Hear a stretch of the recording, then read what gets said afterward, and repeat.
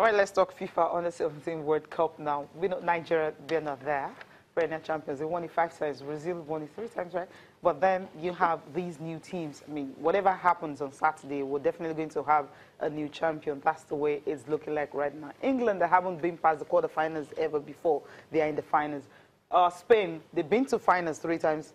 2003, 2007. Remember 2007 when they lost to Nigeria. But now they will be facing England, who have never been past quarterfinals. And the result is really what is amazing. I mean, I never believed that England will beat Brazil 3-1. 3-1. Where's Brewster? I mean, where did you get that guy from? From England. Okay, I know. I know he's from England. Yeah. 7 goals now. So, of course, alongside Abel Ruiz as well. They are still fighting for that. Abel Ruiz has 6. Yeah, so he's the top goal scorer so going into the final. You know, whoever scores more in the final will probably nick it, and that's for the highest goal scorer. But I think it's good. We're saying off the air what England has done right. You know, with their age grade guys or age grade competitions. Don't forget they are the defending champions of the Under-20 World Cup. Their first major trophy since that 1966 World Cup win. Now they have another chance to win another FIFA, World Cup against Spain.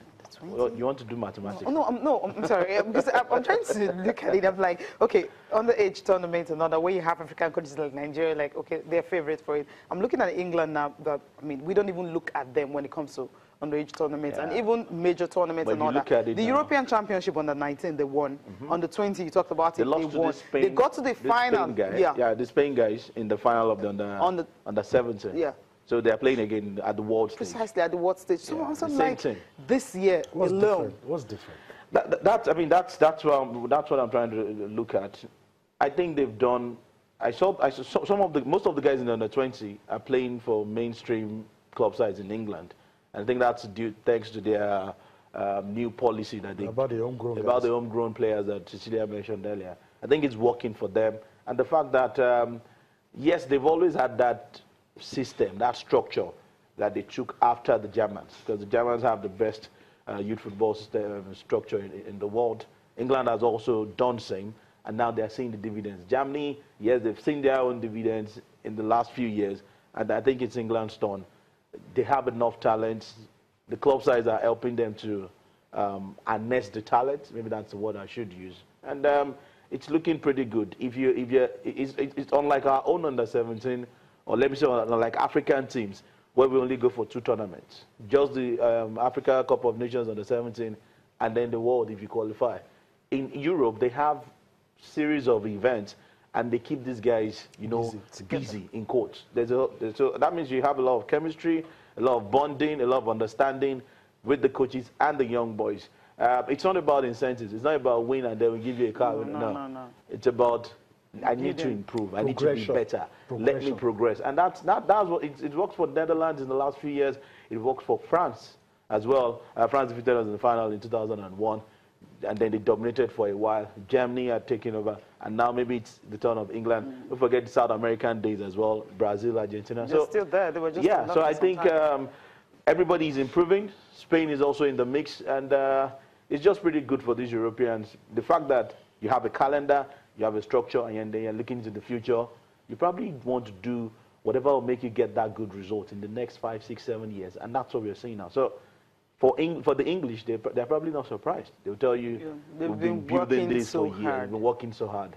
Let these guys just get the win and then... Let me put you where you don't want to be. But all of this, will it trickle down to the senior national team when we will start, say, I don't know, maybe you look to your crystal ball and say, in this amount of years, then all the work they are doing that is showing at age grade will trickle down to the national team? At some point it will.